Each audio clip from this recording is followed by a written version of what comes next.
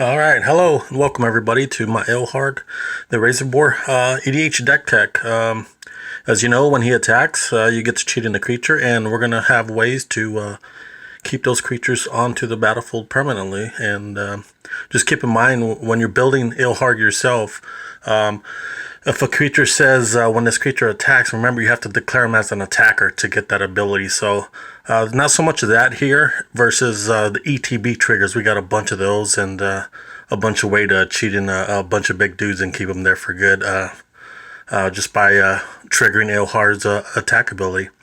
So this deck is super aggro, super fun. I just love playing it. He's a really good commander to build around, and I hope I brought you guys something good and you like. I'm trying to grow my channel, so please like and subscribe.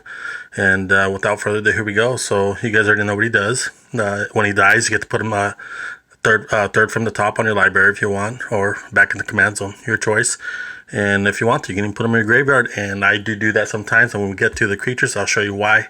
So there are times in certain circumstances where I actually would put them in the graveyard. All right. We're running 31 basic mountains.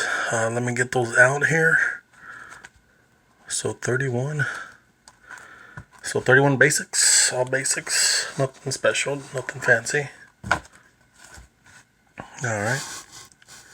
Homeward Path, we got a bunch of big dudes that people would love to steal, but with this card we tell them no, give us our dude back. Ancient Tomb, helps you ramp a lot, taps for 2, should probably be in every EDH deck if you got it. Reliquary Tower, no maximum hand size. You can make that a mountain if you want to. Don't want to go with Reliquary Tower. I went with it just in case someone's playing like Gin Taxes or something where they make us discard down to nothing, and then we're pretty much screwed at that point. So Reliquary Tower is kind of a good card in that scenario. A Japanese version of Rogue's Passage. Tap 4, tap Rogue's Passage. Target creature becomes unblockable, so Ilharg gets in. Free. You don't have to worry about him, taking any damage and potentially having him die or whatnot. So Rogue's Passage, really good card. Valakut comes in tapped, but after you have at least 5 other mountains, you get to deal 3 damage to target creature or player. So really good card. It's removal on a land. What more do you want? Nykthos, Shrine of Nyx, helps us ramp a lot. So we'll get Ilharg out and we'll cheat another creature in. Say he has 3 mana symbols in his casting cost. So with him and Ilharg, that'll be 5. So we'll get to tap and we get to add an additional 2 on top of the 3 we got to tap to do to this ability. So we're netting positive mana. So Nykthos, Shrine of Nyx, really good card to help ramp. Alright, now we'll get to some of the mana rocks. If you're not running green, I would say you probably want to run between 7 to 10 rocks. I think here, don't quote me, I think we're running about probably about 8 rocks if I remember correctly. Don't quote me on that though. But Mana Crypt taps for 2, really good card. Mana Vault taps for 3, lets us get Ilharg out in a hurry, as quick as turn 2 sometimes. So really good card there. Soul Ring. We all know what Soul Ring does. Really good card. Grim Monolith. Taps for 3. Same like Mana Vault. You have to pay to untap, except you can pay this untap ability at any time. Taps for 3 colors. And again, helps us get Ilharg out and tapped and attacking. And just super aggroing our opponents out of the game. Arcane Signet. One of the new rocks that just came out. Even though we're mono, I like it that it's a 2-drop. And I put rocks in instead of like stuff like Pyretic Ritual and Desperate Ritual. I put rocks in instead because if someone counters it, we're right back to square one and we have to try to like ramp up and we're just sitting there not doing nothing. But with the rock, they have to waste the removal on it if they want to do that. Great. Mind Stone falls under the category. When I'm building a deck, I ask myself 3 questions. Does it fit into these categories? Does it fit into the ramp category? Does it fit into the draw category? Does it fit into the finishing category? If you ask yourself those questions and you answer no, then you probably don't want that card in your deck. And I know what you're thinking. If you're running blue, then how do counter spells fit into that? Well, counter spells protect your finishers if you think about it. So that's where that, but we're running red. We don't have to worry about that. But this counts as ramp and draw. So a really good card, Mind Stone. All right, Heraldic Banner. This card just came out, but look at it. So when it enters, we choose a color. Of course, in this case, we're running Ilharg. We're going to choose red. Creatures we control the chosen color get +1/0. So when we cheat a creature in with Ilharg and that creature's red, now we're swinging for an extra 2 per turn. And not only that, we get to add a mana, so it's helping us ramp and helping us be super aggro. So go towards our finisher. All right, Thran Dynamo. We all know what it does. Taps for 3. All right, now to some of the equipment. Swiftfoot Boots. Everybody knows what it does. Psionic Resonator. So when the first trigger of Ilharg attack trigger goes on the stack, we tap Psionic for 2 and we copy it. So now we're going to bring in 2 creatures on the Ilharg's attack trigger. So let the first one resolve and then the second one resolves. You know, if your opponents don't respond in any way. So really good card. Lightning Greaves, same as Boots, except 0 equip cost. Sundial Infinite. All right, let me get this to zoom here. All right, there we go. Sundial Infinite. It's 2-drop artifact, 1 tap, in turn, activate this ability only during your turn. Why would we want to end our turn? Why would we want to do that? Well, when we cheat in creatures with Ilharg, when we attack, Ilharg's ability returns that creature to your hand at the end step, right? But if we end our turn with Sundial Infinite before our end step, Ilharg's ability never resolves because the turn ends. So we get that creature onto the battlefield permanently that we cheated in with Ilharg's attack trigger. So Sundial Infinite, really key card in the deck. Whisper Silk Cloak gives Ilharg or whatever other creature we want Shroud and unblockable. All right, Mirage Mirror, 3-drop. I know it's a mana sink, but this is one of my pet cards. You'll find this in almost every one of my builds. Reason being, it's just so versatile. I mean, if one of our opponents is doing shenanigans, well, we're going to do those same shenanigans when we copy their artifact, creature, enchantment, or land. So whatever they're doing, we're going to do too. So Mirage Mirror really versatile, and it's starting to catch on in popularity now. Just recently, it had like a big spike, and I think it's been out for 2 or 3 years now. And all I can say, it's about time. All right, Helm of the Host. So we have a creature that allows us to go search for equipments, and this would be like one of the equipments we go search for. Would be Helm of the Host, and equip it to Ilharg. They're in our combat. Before we declare attackers, we get an extra copy of Ilharg, and it's a permanent copy at that, and we don't have to sack to the legendary rule, because if you read it, that token's not legendary. So we keep both, and then we go attacking because they have haste, so we get 2 Ilharg triggers, treat two tokens in, and if we have Psionic Resonator, guess what? We're copying one of those abilities and getting another attack trigger, so kind of cool stuff. See? We're getting some shenanigans and getting out of control here. Alright. So I can get this to focus.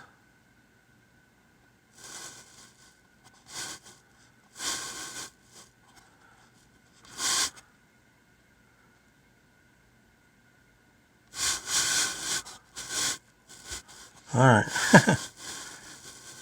Gauntlet of Might. All red creatures gain +1/1, and all mountains provide an extra mana when tapped.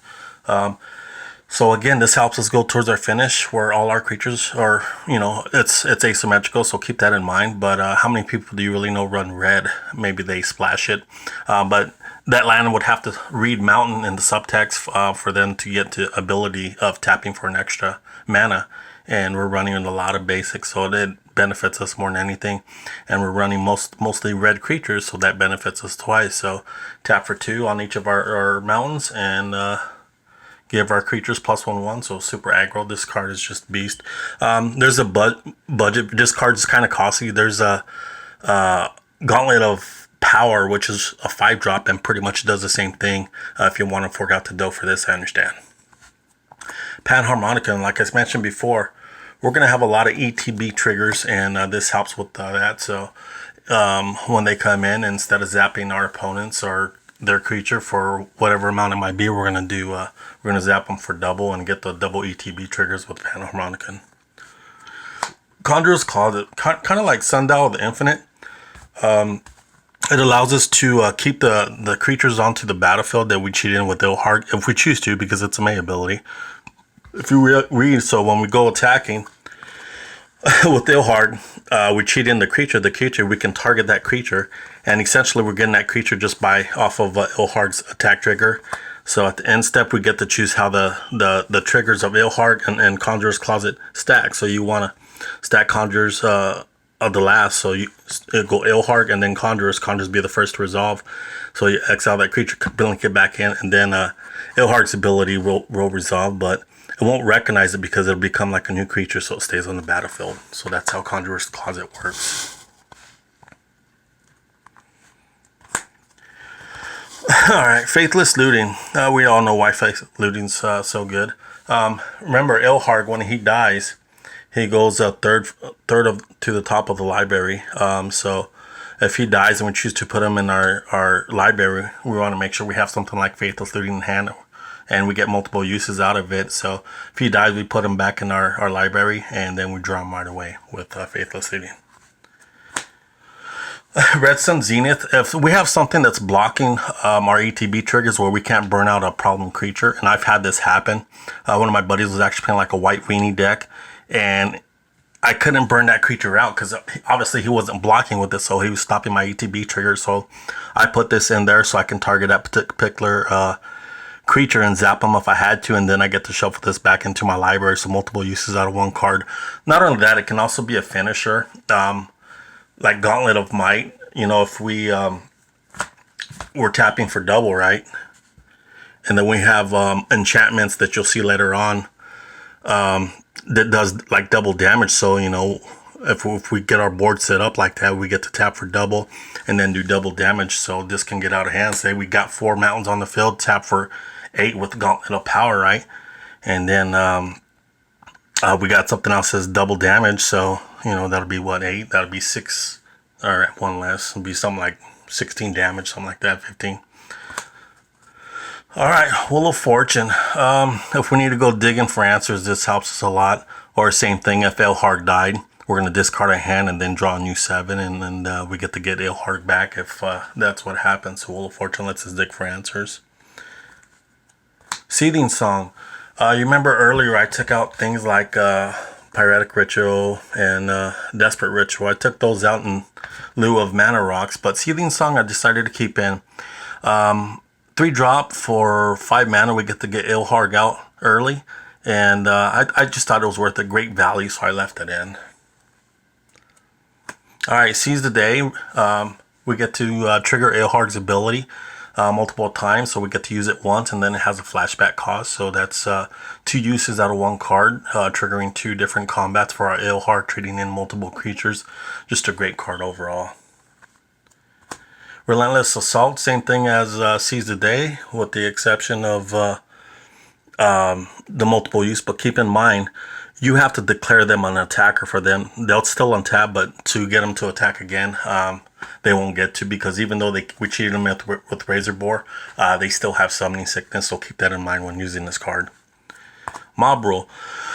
So we get to gain control of all creatures 4 or greater or 3 or less. So whatever the board looks like, choose that mode, and then take those creatures from your opponents, whichever way is more beneficial at the time of the game, and just smack everybody with their own creatures.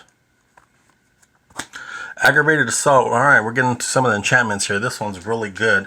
Again, if we have like Gauntlet of Might on the field where we're tapping for 2, you know, we can actually get multiple uses out of Aggravated Assault. So same thing as the other attack triggers, multiple combats, and helping us super aggro out our opponents and finish the game even earlier. So a really good card. Alright, this is a 5-drop enchantment, Japanese version, but the English name is Berserker's Onslaught. Pretty much says that all our creatures get double strikes. So now we're dealing double the damage to their face. So Berserker's Onslaught. Alright, Stolen Strategy. At the beginning of your upkeep, exile the top card of each opponent's library. So that can disrupt your opponents quite a bit, whether they're a combo deck or it was a key piece that they needed that card, and we got rid of it whether we cast it or not. So Stolen Strategy is just a really good card, and again, whatever shenanigans your opponents are up to, we get to do it too. Wormstorm Surge. Just by having our creatures enter with Ilharg will trigger this too, and we get to deal damage to face if we want. So before we even attack with our creatures, we get that trigger, and our creatures dealing damage to our opponents. So I can't get this to focus.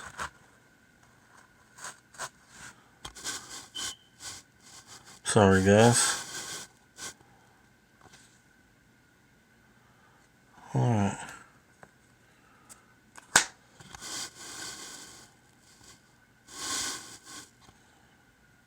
It still won't. Alright. This one's called Mirror March.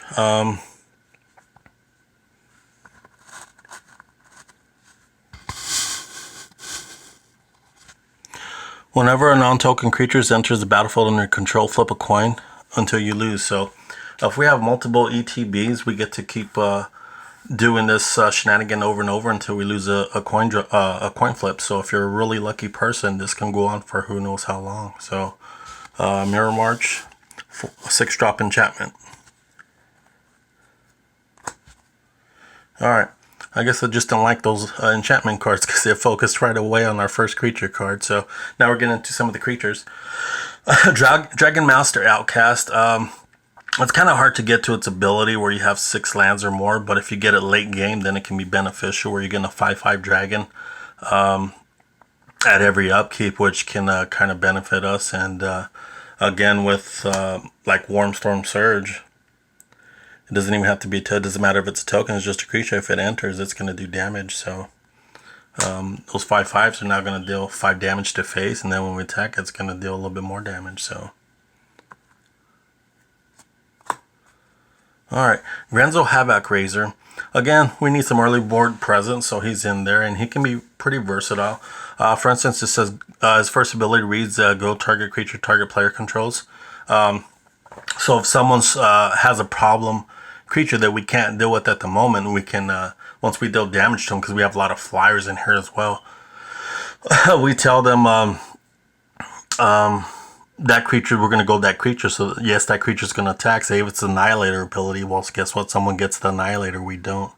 So it'll save us in a lot of opportunity. And then a second ability where you get to exile the top players of that, the top card of that player's library. Again, we get to be a little bit disruptive and disrupting their hand and whatnot. So another thing I want to mention with Ilharg that I don't know that I mentioned, keep in mind, a lot of people think that when Ilharg attacks, and you can look this up on the WotC website, when you attack, the creature you cheat in does not have to attack the same player. You can have it attack a different player. So look that up, and you see that I'm right. A lot of judges didn't even know that, and I had to actually pull it up and be like, no, I'm right. So I showed them, and they're like, oh yeah, I guess you're right. So Ilharg can attack, or the creature you're cheating with Ilharg can actually attack a different player. So keep that in mind. It doesn't have to be the same player. All right. Fellhorn of the Third Path. Remember how I talked about putting Ilharg into the graveyard? This would be one of the scenarios where I might be okay with it. Then if they try to exile it, instead of letting Ilharg go to exile, if he's in the graveyard, to try to exile our graveyard, just tell him, all right, he's going to the command zone. You know, so from there you can put him in the command zone, then you got to pay tax, whatever. But for 3 and tap, this guy, we get to cheat Ilharg with haste onto the battlefield as a token, and then still get the attack triggers. So keep that in mind. We still get to cheat stuff in with this guy, so he's a really good card. Lets us bring back some creatures from our graveyard, even though we got a sack at the end of combat, or at the end of turn. So a really good card, Fellhorn. Alright, Nahib. Helps us tear through our deck a little bit if we need answers. You know, we get to discard and then draw, so we'll just keep doing that until we need an answer on the board if we're digging for something in particular. So he helps us out a lot in digging through our deck. And on a 5/4 body with trample, not bad.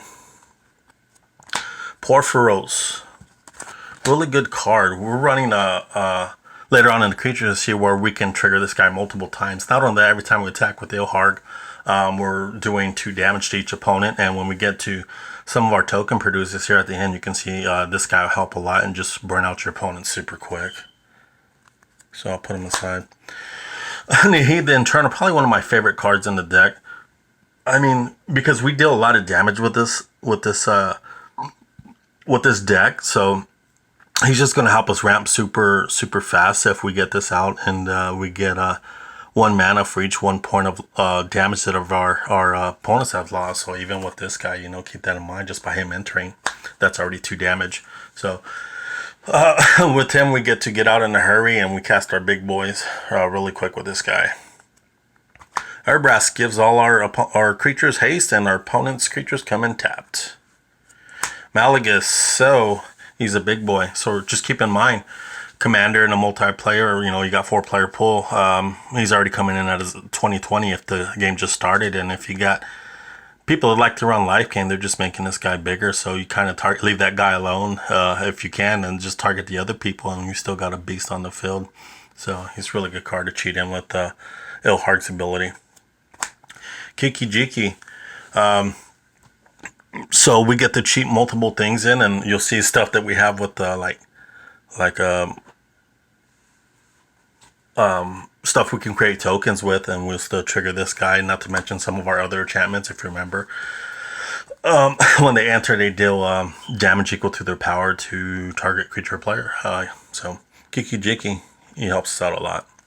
Wormcoil Engine, probably the only source of life gain that we have in the deck. 6/6 body. When he dies, he's going to leave behind 2 tokens, 1 with life thing, 1 with death touch, and again triggers a lot of our other enchantments that we have in the deck. So super aggro. If someone wants to block it, great. They're going to lose a creature with death touch. So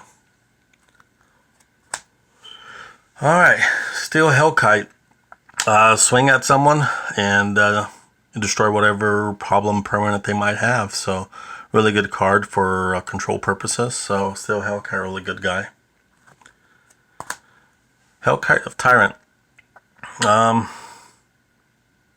So we're not really using his second ability if it works and we win the game by having 20 or more artifacts. Great, but we're just trying to steal their mana rocks. Hey, help us out in whatever they might be using their artifacts for. We're going to take control of them. So this guy's a really good control creature. Atali the Primal Storm, probably another one of my favorite pet cards. I don't know how he can't be in every red build. Yes, he's hard to get out there, and we have to declare him as an attacker. We can't get the ability based off Ilharg's by cheating him in, but once we get him out there on his own and we get him attacking, think about it. You're casting potentially 4 cards for free, and what if we copy that ability with Psionic Resonator? Now we're doing potentially 8 cards for free on a tally. So like I said, one of my pet cards. Just love this card. All right, Godo Bandit Warlord. That was the creature I was referring to earlier about cheating out some equipments and searching for them, and usually we go for like Helm of the Host, and just by this guy entering, we get to get Helm of the Host for free onto the battlefield. Yes, we got to pay its equip cost, but this guy lets us go searching for an equipment, or if we want to put a like a boots on Ilharg or something too. So that's why he's really good. Get some protection on Ilharg as well. Alright, Hellcart Charger. Yes, we have to hard cast him, but once we get him out there, he's seize the day on a creature. We get to pay 7 on tap and go for another attack phase, get more creatures out there with Ilharg, and this guy helps a lot with that. Combustible Gearhulk. When he enters, reveal the top 3 cards. You choose your opponent. They can choose to have you draw 3 or reveal 3, and they take damage equal to the CMC. At first, if it's the beginning of the game, people don't know that you're running like big boys, and usually I think our mana curve is like right around like 6 or 5 or something like that, right? It's up there. So we have to protect Ilharg, but once we get them out there, the first time they'll take the damage, and then when they take 18, they're like, whoa, I'm not doing that again. So they'll actually let you draw the cards. So when people get wise to what you're doing with this card, they'll let you draw the 3. All right, Thundermare. Let me get it to zoom. All right, so this card's really good. You got guys that are running like a lot of tokens, say like Vampire, where they're just going wide for days. On Ilharg's attack trigger, when we cheat this guy in, we tap all those dudes down. So essentially we're getting in unblocked. So that's why he's really good. We tap down everybody's dudes and we just go swinging and get through. So really good card for people that have chump blockers for days. Alright. When he enters the battlefield, deal 3 damage to an opponent and 3 damage to target creature. Remember, it's not a maze, so you want to make sure you can target a creature with the 3 damage, okay? So keep that in mind. If not, you have to target one of one of our creatures, which probably would be Ilharg or whatever else. But just make sure they got a creature on the board, which at this point, I'm sure someone probably have a creature on the board. So no big deal. Tyrant of Discord. When he enters the battlefield... Alright, choose an opponent and they sacrifice a permanent at random and repeat this process as long as it's non-land. And like I said, if you're lucky, you get to do it over and over and maybe you'll leave them with nothing but lands. Alright, Hamelback Goliath. Whenever a creature enters the battlefield, whether it's our creature or their creature, doesn't matter. We put their power in XX11 counters of that creature's power. So once you hard cast this guy or cheat him in with like Sundial the Infinite or whatever, we keep him on the field. It goes around. By the time it gets back to him, if he hasn't been dealt with, this guy gets out of hand quick. Not only that, when we get to our tokens, we're just going to trigger this guy like an insane amount. So Hamelback Goliath.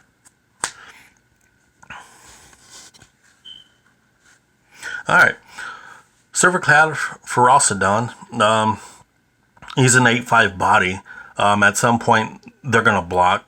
They can't take 8 damage all day, and along with Ilharg and whatever else we might be swinging at them. So whenever someone decides to block them, everybody's going to sack a permanent. You know, so really good card. Alright. So when he enters, if say there's a creature with Death Touch blocking our way where we can't really attack because we don't want to lose Ilharg, right? Well, we'll have this guy enter and we'll take control of that creature. Now we're swinging at whoever we need to swing at and getting rid of a problem creature that someone has control of. Now they're on our team, so. Alright, Balefire Dragon. Whenever he deals damage to a player, it deals damage to each creature they control. So a potential board wipe for an opponent. If we get through, he's flying, so odds are we'll probably get through, and we're going to wipe their board if they don't have an answer for it. So, Spawn of Thraxes. When he enters, deal damage equal to the number of mountains you control. So, you know, say we got 5 mountains. He's along with his body, he's dealing 5 to face, and then you know, with the mountain ability, he's going to deal another 5.